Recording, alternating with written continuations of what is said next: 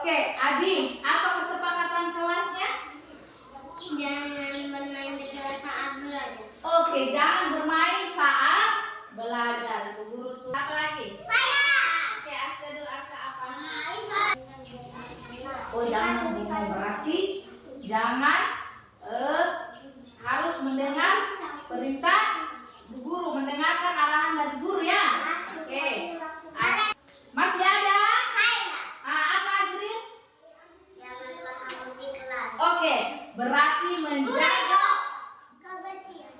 menjaga bukan kebersihan, ya, kerapian kelas. Ketika anak-anak atau sedang belajar boleh memukul temannya, boleh mengganggu temannya. Boleh, ini kita masuk ke kesepakatan kelas ya, tidak mengganggu teman atau tidak menyakiti teman ya. Oke, silakan ditempel di papan. Oke. Ayo.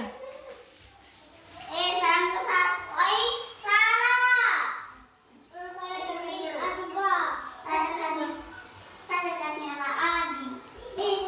Yang mana? Biasa. Kalian kasihan. Bang, tolong kesana kelas. Bukan pada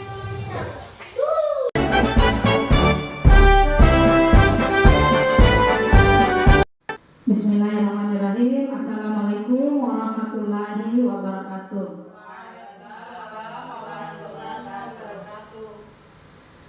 Yang terhormat Ibu Kepala TK Karya Thoibah Walimul Ketiga, langsung kepada rekan-rekan guru yang sempat hadir pada siang hari ini. Marilah kita panjatkan puji dan syukur atas kehadiran Allah Subhanahu wa taala, karena atas berkahan limpahan rahmat darinya lah sehingga kita dapat bertemu di tempat yang sederhana ini dalam acara diseminasi budaya positif atau penyebaran pemahaman tentang budaya positif yang akan langsung disampaikan oleh saya sendiri, yaitu Lisnawati SPD, calon guru penggerak angkatan 9. Tak lupa pula kita aturkan salawat serta salam kepada junjungan kita Nabi Muhammad SAW beserta keluarga, para sahabat, serta kepada kita kaumnya yang sampai saat ini masih istiqomah di jalannya, dan insya Allah kita yang ada di tempat ini akan mendapatkan syafaat darinya kelak. Amin ya robbal alamin.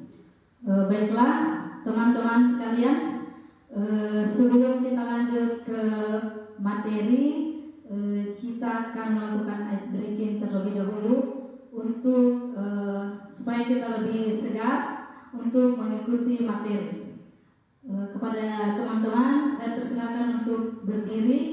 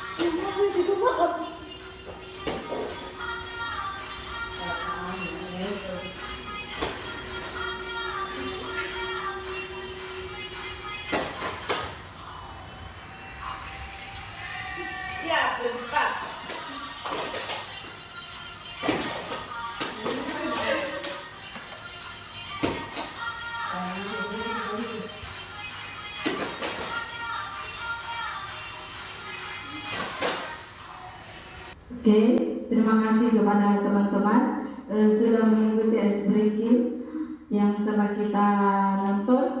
Semoga dengan setelah mengikuti ice breaking tadi semangatnya lebih tinggi untuk menerima materi.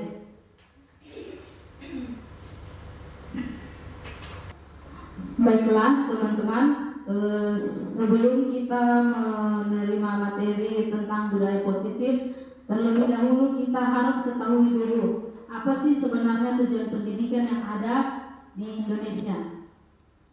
Menurut Ki Hajar Dewantara, bahwa tujuan pendidikan adalah menuntun segala kodrat yang ada pada anak agar mereka dapat mencapai kebahagiaan yang setinggi-tingginya, baik sebagai manusia maupun sebagai anggota masyarakat. Oleh sebab itu, pendidik itu hanya dapat menuntun tumbuh atau hidupnya kekuatan kodrat yang ada pada anak-anak agar dapat memperbaiki lakunya atau bukan dasarnya hidup dan tumbuhnya kekuatan kodrat anak. Jadi teman-teman, di sini menurut Ki Hajar Dewantara bahwa anak itu diibaratkan seperti kertas putih yang sudah memiliki coretan namun masih tersamar. Nah, tugas kita sebagai pendidik adalah mengidentifikasi coretan tersebut, apakah itu sesuatu yang positif atau negatif. Apabila coretan tersebut sesuatu hal yang positif, maka tugas kita adalah menebalkan. Nah, begitu pun sebaliknya. Apabila coretan tersebut adalah coretan yang negatif, maka kita harus makin menyamarkan. Kemudian kita tidak bisa mengubah atau menghilangkan bawaan dari lahir. Ya, contohnya begini. Ketika anak tersebut lahir, dia terlahir dengan sifat yang emosional. Nah, di sini kita sebagai guru, kita harus berusaha untuk memudarkan sifat emosional anak tersebut. Namun kita tidak dapat menghilangkan sifat emosional tersebut dari diri anak, karena itu adalah bawahan dari lahir. Nah, kemudian sebagai pendidik juga kita itu diibaratkan seperti petani yang menanam entah itu tanaman padi ataupun jagung. Nah, tugas kita sebagai seorang pendidik, bagaimana cara kita untuk memelihara tanaman. Taruhlah kita menanam tanaman jagung. Bagaimana cara kita sebagai petani agar tanaman jagung kita itu tumbuh dengan subur? Tentunya kita harus memberikan pupuk. Nah, kalaupun kita tidak memberikan pupuk, tanamannya mungkin akan tumbuh, tetapi hasilnya beda dengan tanaman yang kita berikan pupuk, pasti akan nampak. Oke, selanjutnya, nah sebelum kita lanjut ke materi budaya positif, saya punya beberapa pertanyaan di sini untuk meningkatkan pengetahuan ibu setelah mendapatkan materi.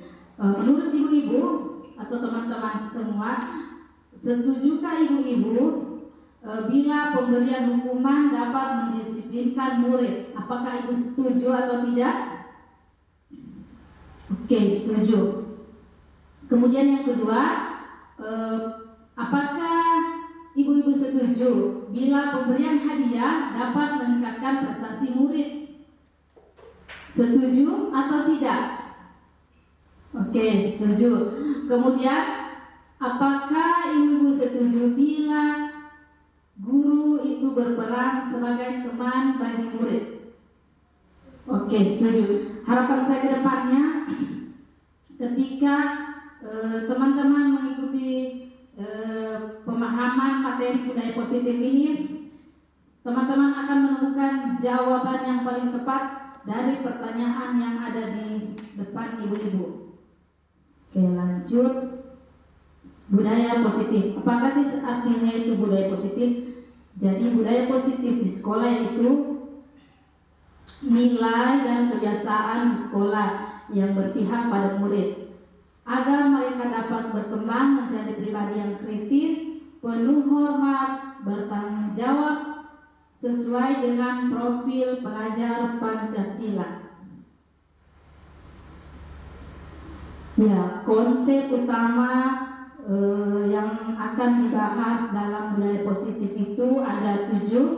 Yang pertama yaitu perubahan paradigma belajar, yang kedua disiplin positif, kemudian yang ketiga kebutuhan dasar manusia, yang keempat motivasi perilaku manusia, yang kelima restitusi posisi kontrol guru, yang keenam keyakinan kelas, dan yang ketujuh yaitu segitiga restitusi. Oke, sekarang kita lanjut ke poin yang nomor 1. Oke, di sini ada sebuah permainan. Di sini saya ingin teman-teman berpasang-pasangan. Kita akan bermain sesuatu. Cobalah buka, di mana teman yang berpasangan tadi ada yang bertindak sebagai si A dan juga si B. Boleh Ibu dipilih pasangannya? Oke, sekarang boleh ditentukan siapa yang akan menjadi si A dan si B. Tugasnya si A menutup kepalan tangan seperti ini. Anggap di dalam kepalan tangan teman-teman itu ada sesuatu yang berharga, sangat berharga untuk teman-teman. Kemudian tugasnya si B berusaha untuk membuka kepalan tangan si A, entah itu dengan cara membujuk atau memarahi, mengkritik atau menggelitik, bahkan bisa memberikan uang, boleh. Jadi tugasnya si A, apakah setelah menerima taruhlah si B menggelitik si A, apakah si A mau membuka kepalan tangannya? Oke, paham teman-teman? Oke, silakan hitungan kelima selesai ya. Silakan, yang A siapa, B siapa? Si B berusaha untuk membuka kepalan tangan si A, entah dia gelitik atau dia marah-marah, dia maki-maki, terserah. Jadi si A kita mau lihat apakah dia buka tangannya atau tidak. Silakan. Oke. Terima kasih dong. Oke, tepuk tangan dulu. Oke, terima kasih teman-teman sudah bersedia melakukan permainan ini. Jadi makna dari permainan ini adalah si A yang tadinya dia menyembunyikan sesuatu yang sangat berharga di dalam tangannya. Ketika si B berusaha untuk membuka kepalan tangannya, entah dia digelitik atau dimarah ataupun diberikan uang dan dibujuk-bujuk. Jadi itu semua karena ada pengendalian diri dari si A, dia mau membuka tangannya atau tidak. Ketika dia memutuskan tidak membuka kepalan tangan, berarti si A ini dia memiliki suatu pendirian yang teguh. Meskipun dia di apalah segala macam, dia tidak ingin membuka kepalan tangannya. Oke, seperti itu. Jadi tadi ada yang mau menutup tangannya. Oke, berarti semua membuka. Oke, sampai sini Ibu, teman-teman paham ya? Oke, kita lanjut. Sekarang perubahan paradigma belajar. Perubahan paradigma teori kontrol atau ilusi kontrol menurut Dr. William Glasser bahwa ilusi guru mengontrol murid. Kemudian yang kedua, ilusi bahwa semua penguatan positif dapat bermanfaat. Yang ketiga, ilusi bahwa kritikan membuat orang merasa bersalah, dapat menguatkan karakter. Kemudian yang selanjutnya, ilusi bahwa orang dewasa memiliki hak untuk memaksa. Jadi ini adalah ilusi teori kontrol. Yang sebenarnya itu Ilusi guru mengontrol murid. Sebenarnya kita tidak bisa mengontrol murid. Yang bisa itu hanya murid itu mengontrol dirinya. Kemudian begitu juga dengan orang lain. Kita tidak bisa mengontrol orang lain. Kamu harus begini, kamu harus begini.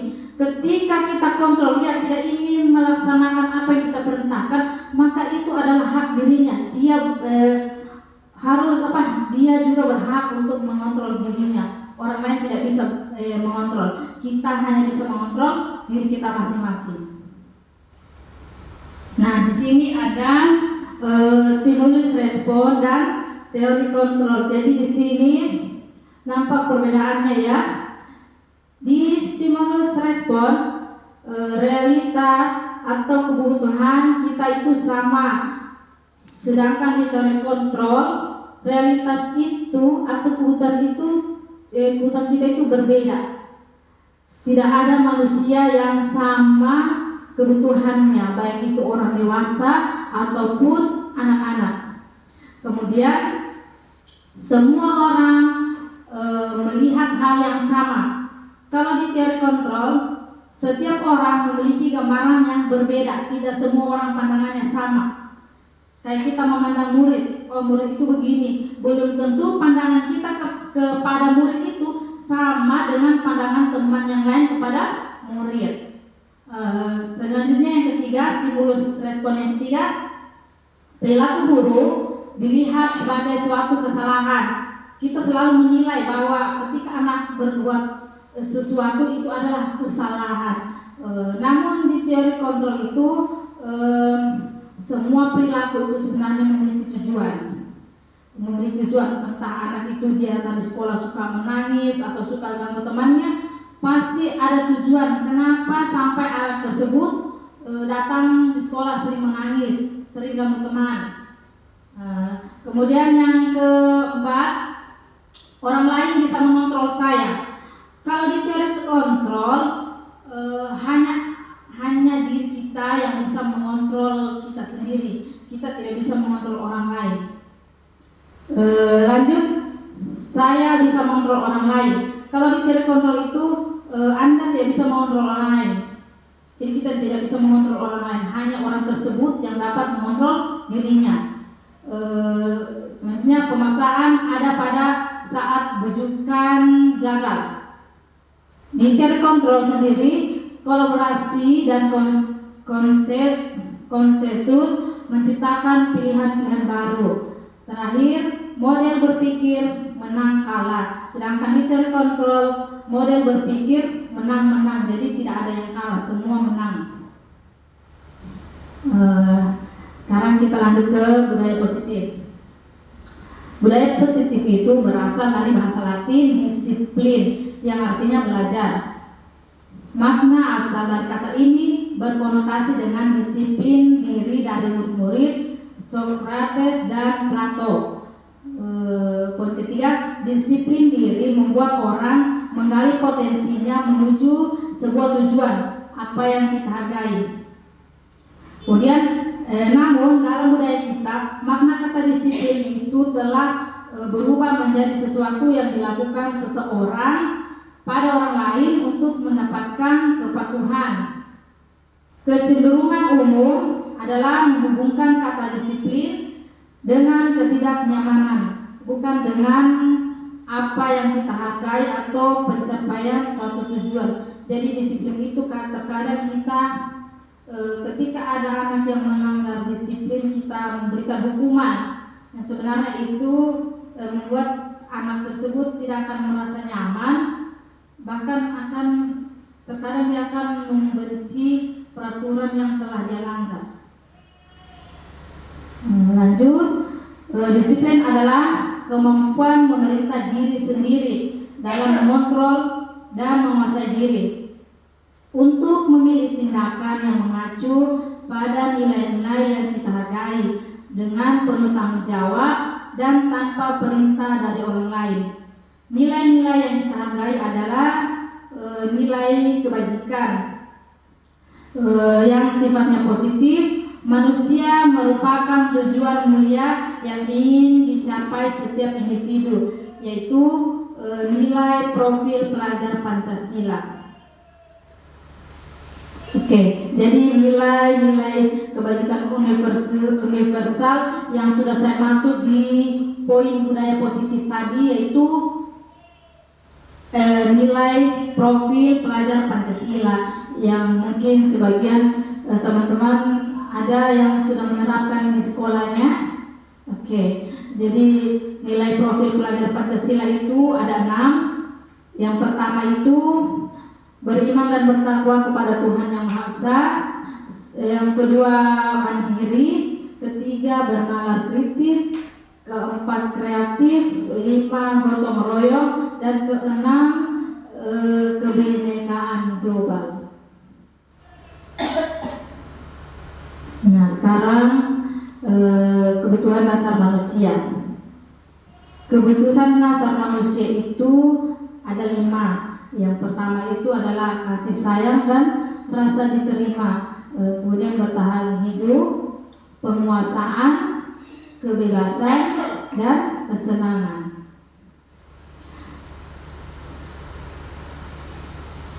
Oke, dari kelima kebutuhan dasar yang sudah saya sampaikan tadi, apabila salah satu kebutuhan dasar yang tidak terpenuhi,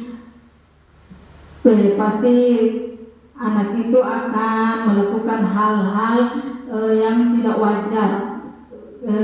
Tujuannya adalah untuk dapat memenuhi kebutuhan dasar yang tidak dia miliki atau yang belum dia capai. Nah, untuk kebutuhan dasar sendiri ini tidak hanya berlaku untuk murid, tetapi untuk semua kalangan manusia, baik dari anak-anak maupun orang tua.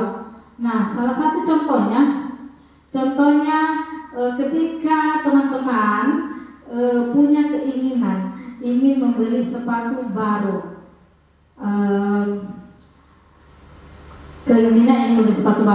nah teman-teman itu tanpa ada alasan harus memiliki sepatu baru, bagaimanapun caranya, entah itu mengumpulkan uang sedikit atau meminta dari suaminya. Nah, ketika kebutuhan membeli sepatu baru tadi terpenuhi, apakah teman-teman merasa senang atau tidak? Oke, jadi ketika kebutuhan yang tidak kita penuhi tadi terpenuhi, maka manusia akan merasa bahagia. Nah, begitu pula dengan anak. Ketika dia datang di sekolah, dia datang atau dia kadang makan suka ganggu temannya, bisa saja anak tersebut tidak salah satu kebutuhan dasarnya tidak terpenuhi. Jadi sebagai seorang pendidik, kita harus tahu apa sih kebutuhan anak itu, atau apa saja kebutuhan dasar manusia.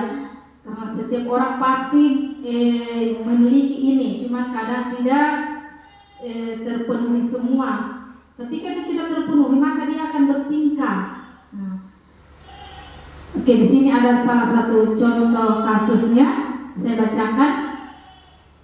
Ibu Ambar, guru wali kelas 2A di SD Pelita Hati, sedang bingung menghadapi ulah salah satu murid di kelasnya. Doni, beberapa anak di kelas 2A telah datang kepadanya dan mengeluhkan Doni yang sering meminta bekal makan siang mereka dengan paksa. Jika Anda menghadapi situasi seperti Bu Ambar, apa yang Anda lakukan? Menurut Anda, kira-kira apa alasan Doni melakukan hal itu?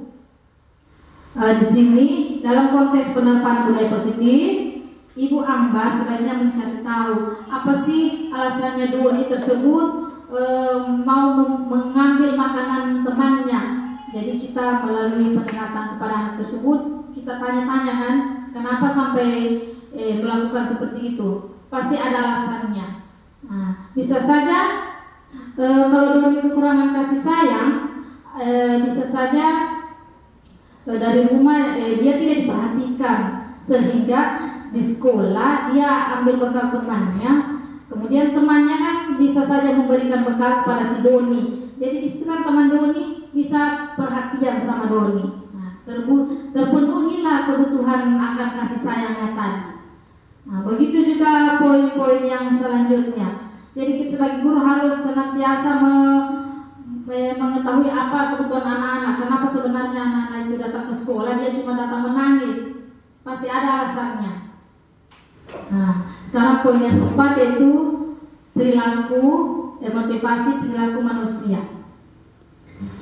Setiap manusia dalam melakukan segala sesuatu itu pasti memiliki motivasi, entah itu motivasinya yang baik atau buruk. Motivasi perilaku manusia di sini ada beberapa poin. Menghindari ketidaknyamanan atau hukuman. Yang kedua, mendapat imbalan atau penghargaan. Yang ketiga, menghargai diri dan menjadi orang yang mereka inginkan. Untuk poin menghindari ketidaknyamanan atau hukuman dan mendapatkan imbalan atau penghargaan, yang muncul itu adalah motivasi eksternal, motivasi dari luar diri.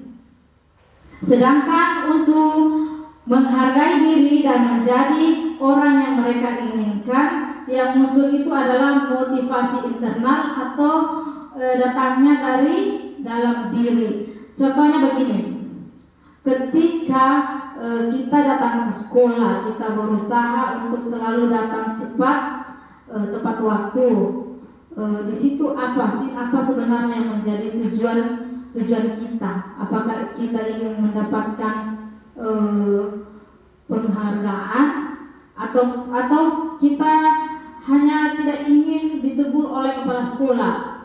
Kemudian kalau itu yang kita lakukan, kita tidak ingin mendapatkan teguran, kemudian kita hanya ingin mendapatkan penghargaan, maka yang muncul itu adalah motivasi eksternal. Ini sifatnya hanya sementara. Ketika kita datang tepat waktu tapi tidak mendapatkan imbalan atau pujian dari kepala sekolah, maka kita akan malas datang tepat waktu. Nah, sedangkan ketika kita datang ke sekolah tepat waktu karena kita ingin menghargai diri, kita tidak ingin, maksudnya kita hanya ingin menghargai diri, menghargai waktu, berarti itu adalah motivasi internal. Itu akan berlaku pada jangka waktu yang sangat panjang. Jadi alangkah baiknya kita itu melakukan sesuatu karena adanya motivasi dari dalam diri, bukan karena melihat adanya penghargaan dari orang lain. Oke. Sekarang poin hukuman dan sanksi atau konsekuensi. Menurut teman-teman, apakah hukuman dan sanksi itu adalah sesuatu yang sama? Bagaimana? Apakah hukuman dan sanksi itu adalah sesuatu yang sama? Itu benar. Ya. Itu benar dilakukan. Karena di sini sebagai guru kita melatih mendidik anak-anak supaya lebih memegang apa yang menjadi kesepakatan. Ketika diberikan tugas bahwa anak harus melaksanakan tugasnya. Jadi dengan seperti itu anak-anak termotivasi. Hukuman itu sebagai motivasi. Oke, baiklah. Hukuman sebagai motivasi. Jadi hukuman itu, hukuman dan sanksi itu adalah sesuatu yang tidak sama. Di sini sebelum saya perlihatkan tabel perbedaan antara hukuman dan konsekuensi, di sini ada satu contoh kasus, yaitu Iva kurang menguasai pelajaran matematika, sehingga pada saat pelajaran tersebut berlangsung, dia lebih banyak berdiam diri menggambar di buku pelajarannya.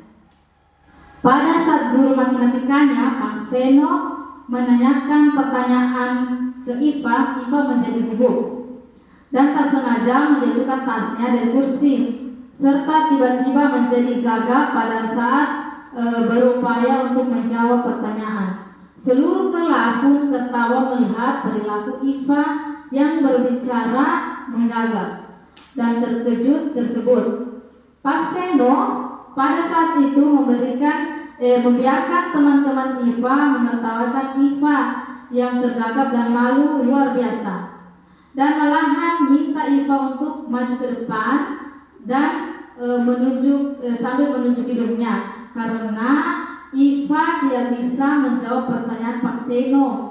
Kemudian kelas semakin gaduh dan anak-anak pun tertawa melihat IPA di depan kelas yang sambil memegang hidungnya. Nah, pertanyaannya, apakah Anda setuju dengan tindakan Pak Seno terhadap IPA? Setujukah teman-teman?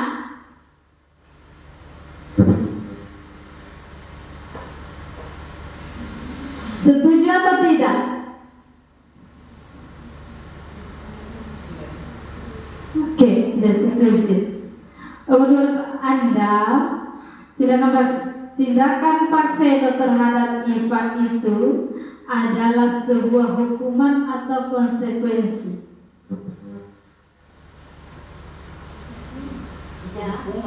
Oke, hukuman, benar sekali. Di sini Pak Seno sudah menjatuhkan hukuman kepada IPA yang tidak bisa menjawab soalnya.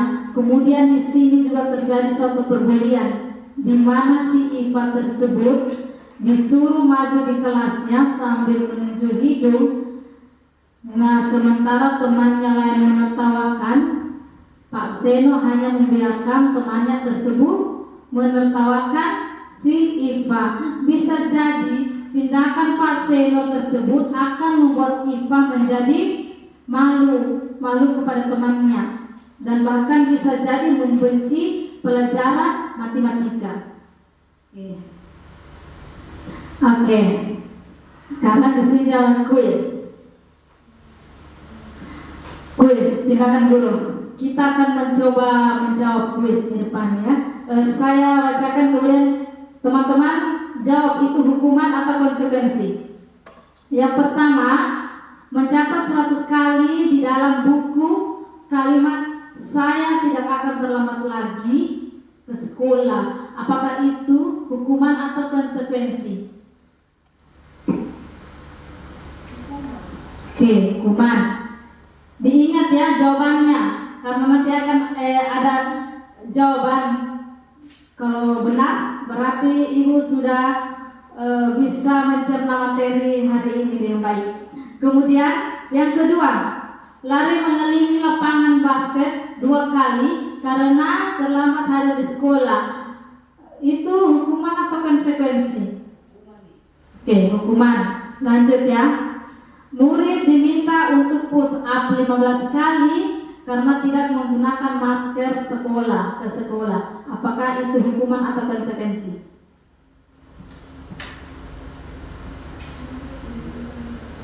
Murid diminta untuk push up 5 kali karena tidak menggunakan masker ke sekolah. Hukuman. Oke. Lanjut, menggantikan kertas tugas teman yang telah dicoret. Apakah itu hukuman atau konsekuensi? Ya, konsekuensi. Sekarang membersihkan tempat air di meja tulis karena tersenggol pada saat belajar. Hukuman atau konsekuensi? Oke, ada konsekuensi, ada hukuman. Murid disuruh untuk tidak mengenakan sepatu seharian di sekolah karena tidak mengenakan sepatu hitam. Apakah itu hukuman atau konsekuensi? Oke, konsekuensi hukuman. Di sini saya tidak melihat benar atau salahnya. Silakan dijawab. Nanti setelah ini akan menemukan mana sih jawaban yang paling tepat. Oke, pertanyaan terakhir ya. Lari mengelilingi lapangan basket 2 kali karena terlambat 10 menit untuk pelajaran PJOK.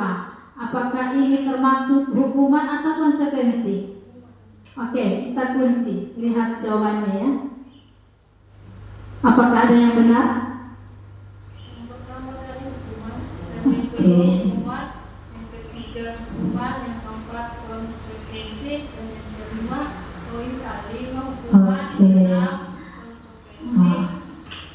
Berarti sejauh ini pemahaman teman-teman sudah lumayan lah tentang hukuman dan konsekuensi. Jadi sebenarnya hukuman dan konsekuensi itu adalah sesuatu yang berbeda. Kalau untuk hukuman sendiri itu lebih mengarah ke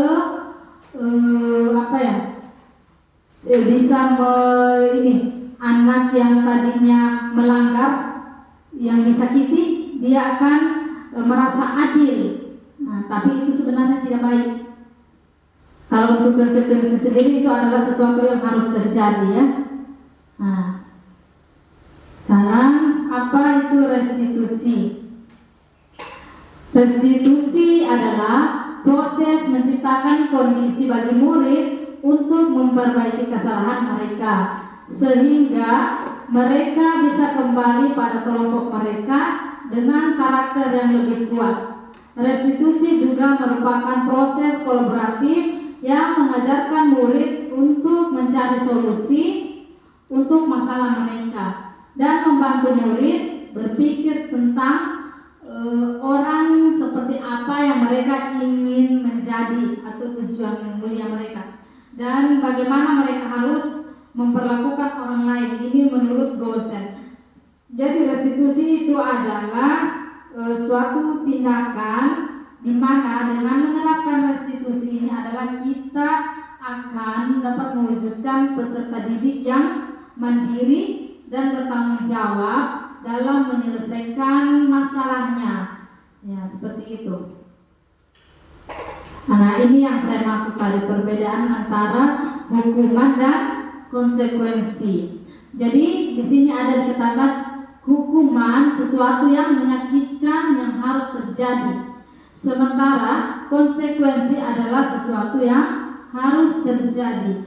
Nah, untuk restitusi sendiri itu adalah merupakan pilihan. Jadi kita memberikan pilihan kepada murid untuk dapat menyelesaikan masalahnya.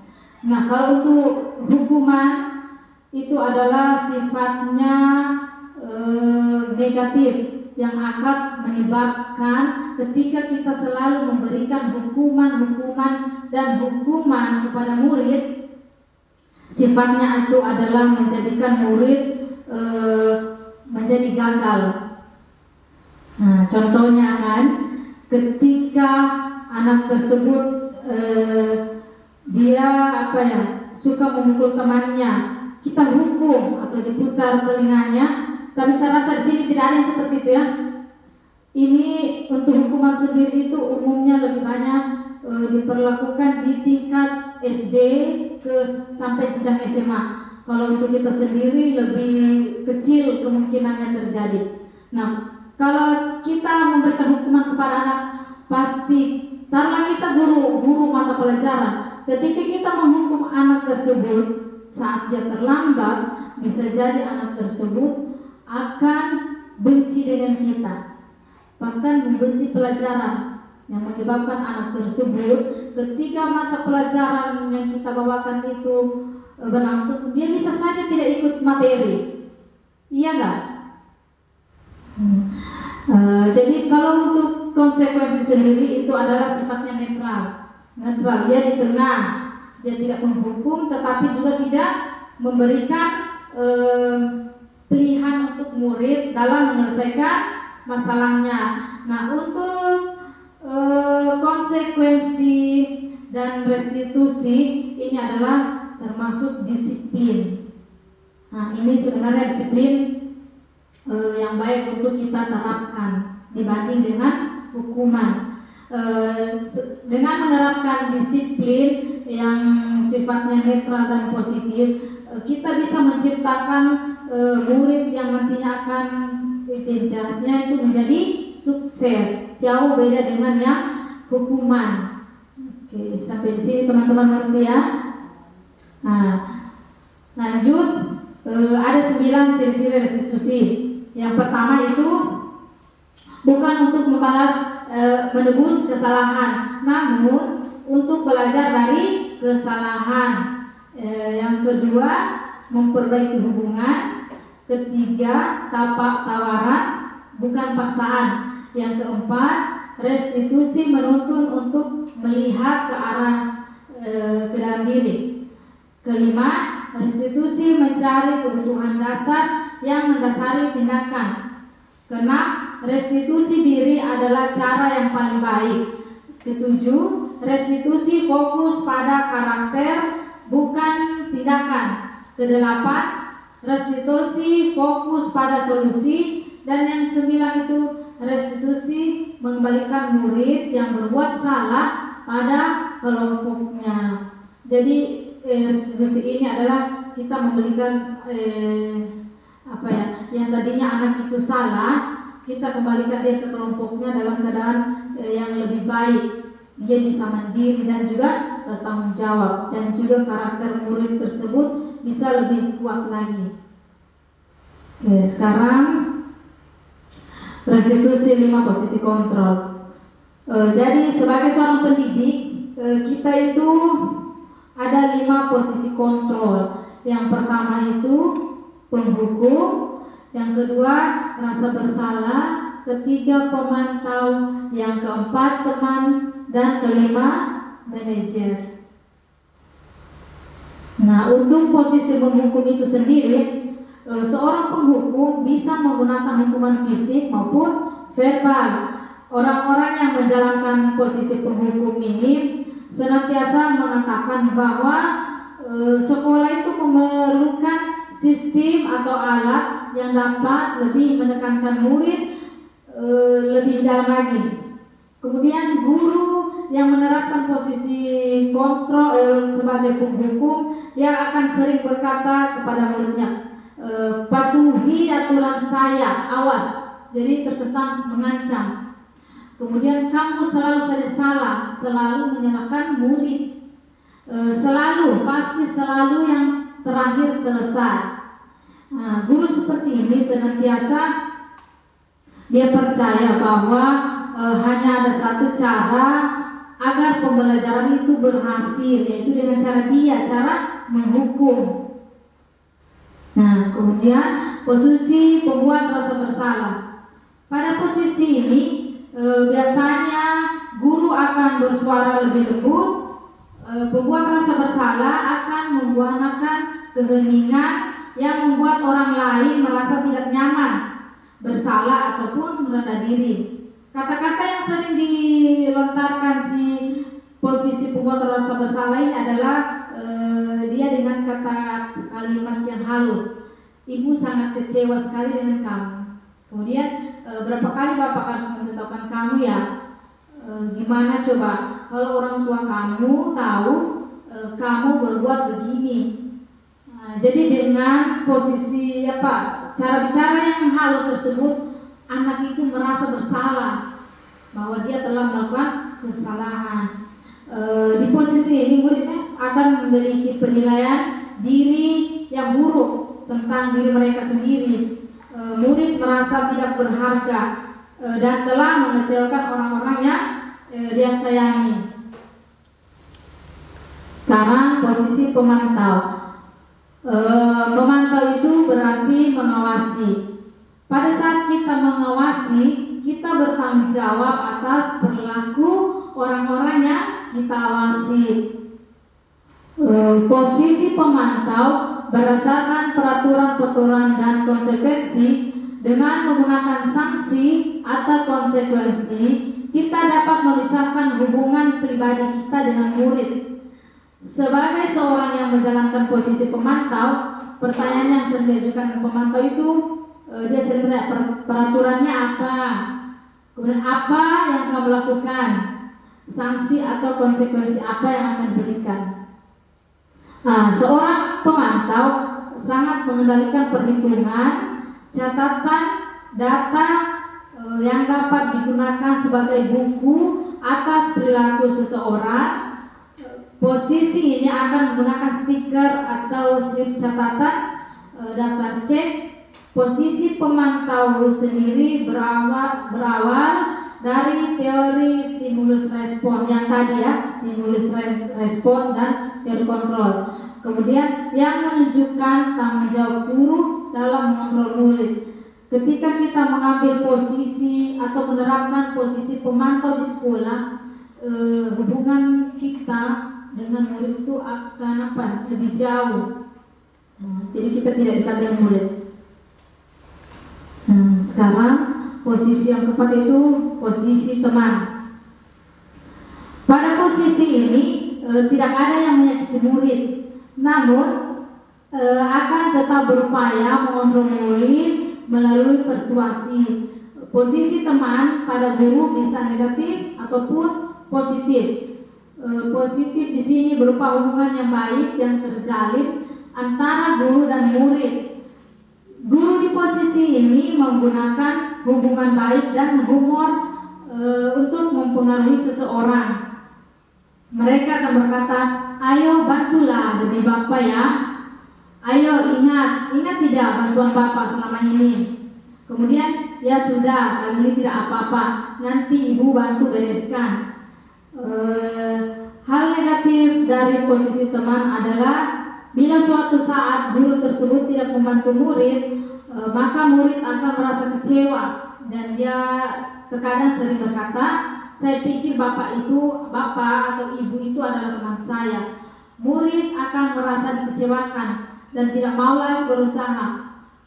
Hal yang mungkin timbul adalah murid hanya bertindak untuk guru tertentu dan tidak untuk guru lainnya. Murid akan bergantung pada guru tersebut.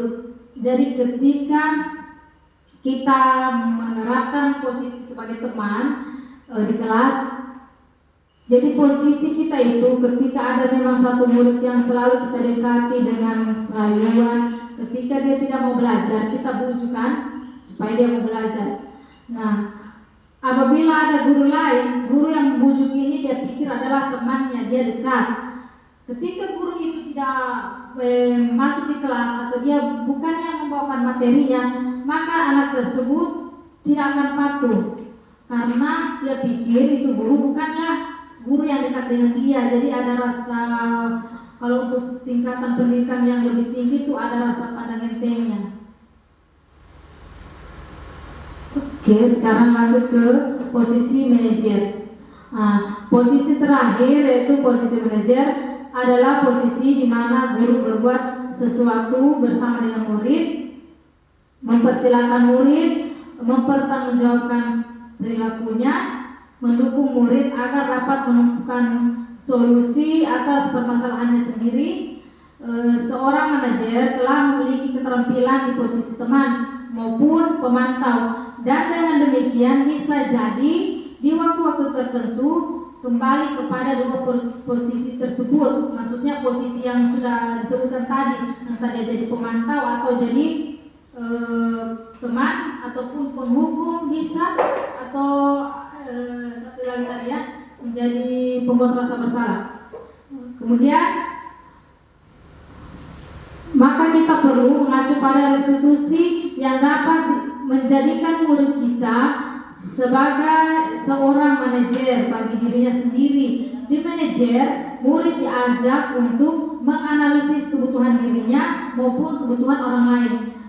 Dari kelima posisi kontrol yang sudah saya sebutkan tadi, yang lebih baik itu kita terapkan adalah posisi manajer. Karena di posisi manajer ini kan seperti yang sudah saya katakan sebelumnya tadi, kita bisa menciptakan murid yang mandiri dan bertanggung jawab. Oke, next. Nah, sini ada lagi pertanyaan. Pertanyaannya, kemudian siapa yang mengatakan? Jadi pilihannya itu yang sudah saya sebutkan 5 tadi, pembuat rasa bersalah, penghukum, teman, pemantau atau manajer. Jadi acuan kita adalah di kata-katanya. Nah, yang pertama, saya kecewa sekali dengan kamu. Siapakah yang mengatakan itu? Apakah dia manajer, teman, pemantau? Oke. Ada yang mengatakan manajer, ada yang mengatakan pemantau, ada yang mengatakan teman. Oke. Sekarang lanjut, yang kedua, kamu tidak pernah benar melakukannya. Kalau untuk ini siapa yang mengatakan? Kamu tidak pernah benar melakukannya. Teman, oke. Ayolah Mula lakukan demi ibu atau bapak. Oke teman, apakah kamu mendapatkan stiker bintang hari ini? Teman, bagaimana kamu bisa menyelesaikan masalah ini? Pemantau, manajer. Oke. Terakhir, kamu selalu yang paling terakhir. Itu yang sering mengatakan seperti itu siapa? Apakah dia pembuku, pembuat rasa bersalah, pembuku? Oke.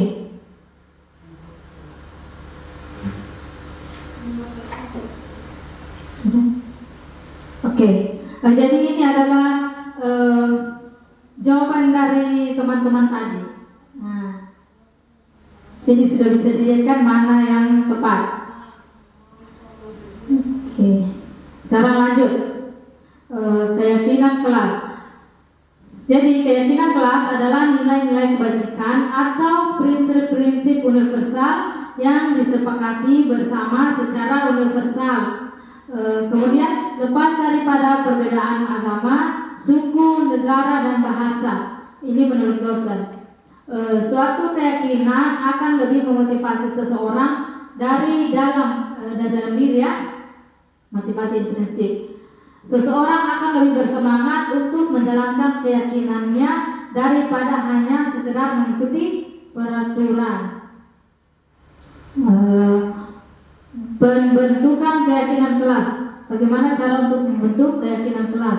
Jadi pertama itu keyakinan kelas bersifat lebih abstrak daripada peraturan yang lebih rinci dan konkret. Kemudian selanjutnya keyakinan kelas berupaya pernyataan universal yang tadi ya, nilai kebajikan universal itu profil pelajar Pancasila. Kemudian pernyataan keyakinan kelas dibuat dalam bentuk positif. Semua itu harus hal-hal yang positif. Kemudian keyakinan kelas hendaknya tidak terlalu banyak sehingga mudah diingat dan dipahami. Lanjut. Keyakinan kelas sebaiknya sesuatu yang dapat diterapkan di lingkungan tersebut. Kemudian semua warga kelas ikut berkontribusi dalam pembuatan keyakinan kelas lewat kegiatan curah pendapat. Yang terakhir, bersedia meninjau kembali keyakinan kelas dari waktu ke waktu. Jadi untuk keyakinan kelas sendiri ini kita mengajak murid untuk bercurah pendapat, bukan dari kita sendiri. Keyakinan itu datangnya dari murid. Jadi kita sepakati agar murid dapat menaati peraturan. Oke, di sini ada gambar lingkaran budaya positif. Jadi awalnya keyakinan kelas itu berasal dari peraturan kelas, peraturan yang umum. Kita buat ke keyakinan kelas yang lebih abstrak dan tidak terlalu banyak.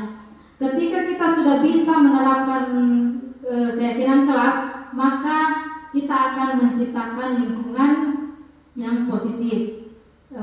Lanjut, yang terakhir itu ketika sudah terbentuk lingkungan yang positif, maka akan terbentuklah yang namanya budaya positif. Oke, sekarang poin terakhir yaitu segitiga restitusi.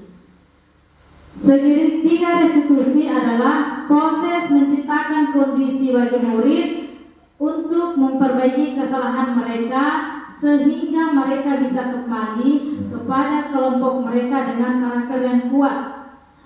Restitusi itu bukan untuk menebus kesalahan, tetapi sebuah tawaran dan bukan paksaan. Restitusi fokus pada solusi dan dapat mengembalikan murid yang berbuat salah pada kelompoknya. Jadi dari ketujuh poin yang sudah saya sampaikan tadi saling keterkaitan satu sama lain. Jadi tidak bisa dipisahkan. Nah, untuk segitiga restitusi ada 3 tahapan. Yang pertama itu menstabilkan identitas, yang kedua validasi tindakan yang salah, dan yang ketiga keyakinan kelas. Nah, untuk menstabilkan identitas berdasarkan prinsip pembuat kesalahan adalah sebagian dari proses pembelajaran. Jadi mereka belajar dari sebuah kesalahan.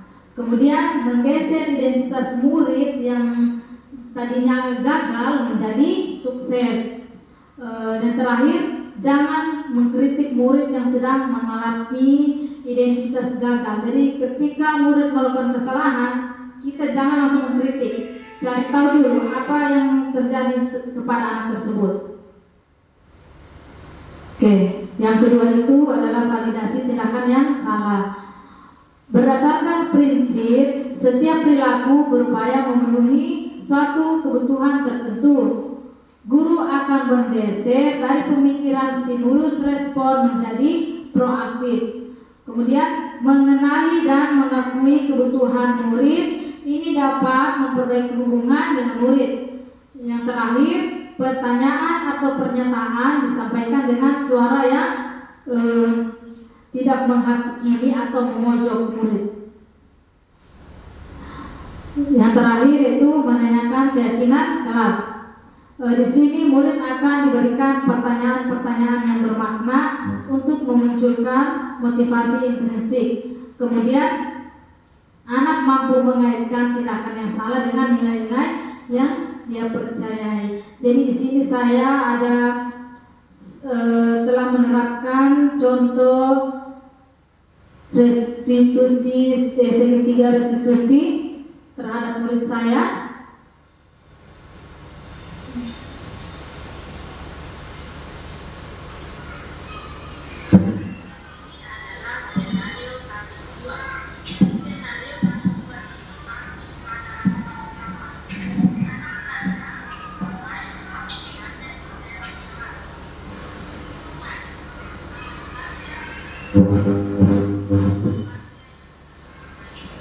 Jadi ini anak ketika bermain dia memukul temannya.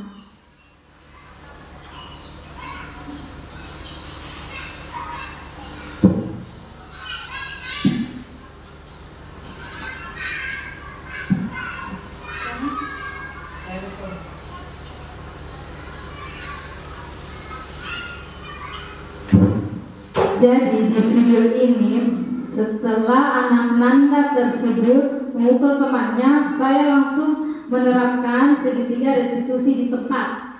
Nah, terlihat dari video bahwa tertulis tadi di bawahnya itu adalah menstabilkan identitas. Nah, untuk menstabilkan identitas, kita cukup mengatakan kepada anak tersebut bahwa setiap orang itu pasti pernah melakukan kesalahan, bukan hanya dia.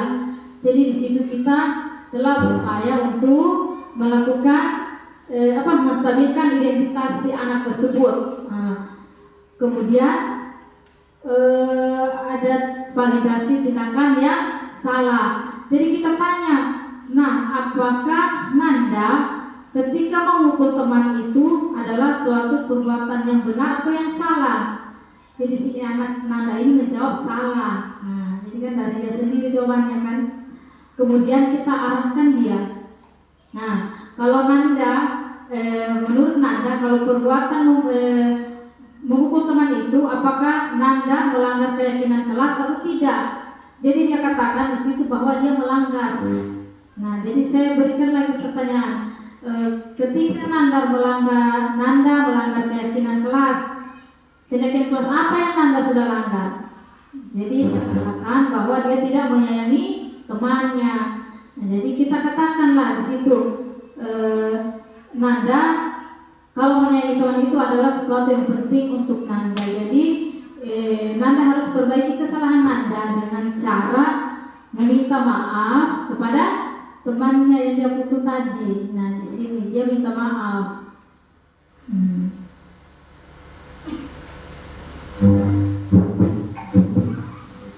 Jadi kan anak tersebut, jadi dia senang sudah bisa lega juga minta maaf dengan temannya yang dia pukul tadi.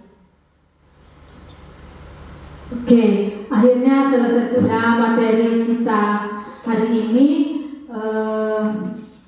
Semoga bisa bermanfaat dan bisa menambah ilmu dan pengetahuan teman-teman yang hadir hari ini.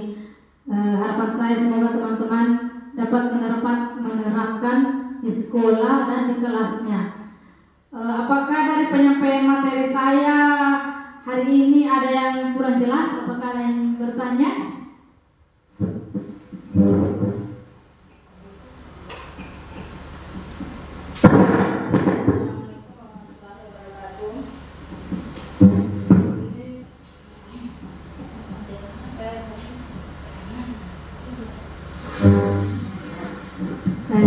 Saya bertanya, bagaimana guru itu dikatakan harus menjadi manajer atau menerapkan posisi manajer di sekolah?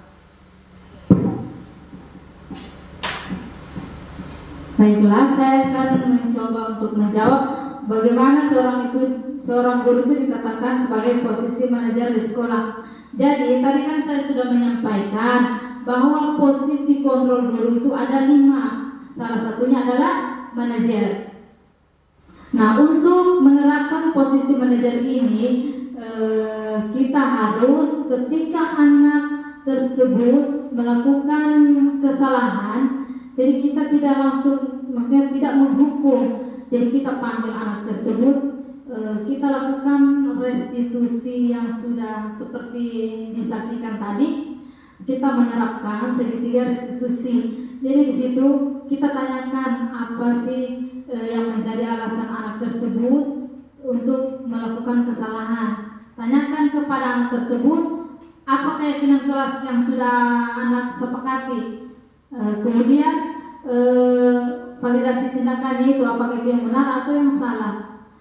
Untuk posisi kontrol itu sendiri, ya kan yang lebih baiknya kita terapkan adalah posisi manajer. Tetapi bisa saja kita kembali ke posisi teman atau pemantau jika itu dibutuhkan. Itu pun hanya saat waktu tertentu.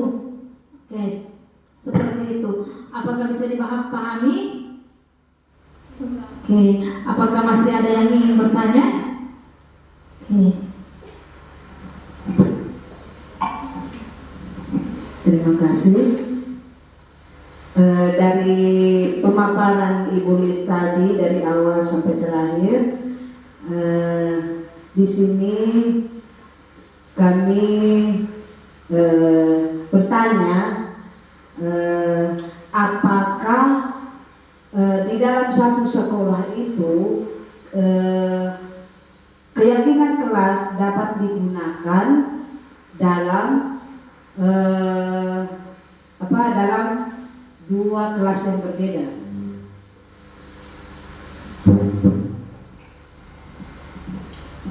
Baiklah, terima kasih atas pertanyaannya. Saya akan mencoba menjawab apakah keyakinan kelas itu dapat digunakan dalam kelas yang berbeda. Jadi begini, kita kan membentuk suatu keyakinan kelas bersama dengan murid. Kan ada 2 kelas. Belum tentu murid di kelas A curah pendapatnya sama dengan di kelas B, pasti berbeda. Nah, jadi itu tergantung dari dari kepala sekolah juga dan dari teman-teman. Bisa kita gunakan sama, bisa juga tidak. Karena ini sebenarnya untuk membentuk keyakinan kelas itu kita hanya memfasilitasi murid. Itu keyakinan kelas datanya dari murid, dari ide-ide mereka. Tinggal kita sepakati bersama apakah itu bisa digunakan atau tidak. Nah, jadi untuk bisa kita gunakan bersamaan, tinggal dikembalikan ke kepala sekolahnya. Oke, seperti itu. Terima kasih atas pertanyaannya. Apakah masih ada lagi yang ingin ditanyakan? Oke. Harapan saya setelah berakhirnya materi ini, mungkin ada teman-teman yang bisa merefleksikan kegiatan kita dari awal sampai akhir tentang apa sih yang sudah didapatkan pada hari ini. Oke. Apakah ada yang ingin merefleksikan kegiatan hari ini? Ya, silakan. Terima kasih untuk yang kedua kalinya. dari hasil pemaparan materi pada hari ini kami dapat mengetahui dapat mengetahui tentang budaya positif, tentang keyakinan dalam kelas, kemudian konsekuensi apa yang telah disepakati antara guru dan murid, terus tentang restitusi tentang anak, restitusi anak untuk menuju ke arah yang lebih baik dan posisi guru sebagai manajer. Demikian. Oke, terima kasih atas refleksi yang sudah diberikan. Baiklah teman-teman, dengan berakhirnya materi kita hari ini, maka berakhir pula kegiatan kita. Sebelumnya saya ucapkan terima kasih yang sedalam-dalamnya kepada teman-teman yang sudah menyempatkan hadir pada hari ini, yang sudah meluangkan waktunya bersedia meninggalkan keluarganya di rumah untuk sekedar mengikuti materi diseminasi dari kami sebagai calon guru penggerak angkatan 9, karena ini sebenarnya adalah tagihan tugas yang harus kami jalankan sebagai calon guru penggerak. Insya Allah nantinya kalau teman-teman lulus pasti akan melalui ini semua. Oke, saya ucapkan terima kasih. Saya akhiri dengan wabillahi taufiq wal hidayah. Assalamualaikum warahmatullahi wabarakatuh.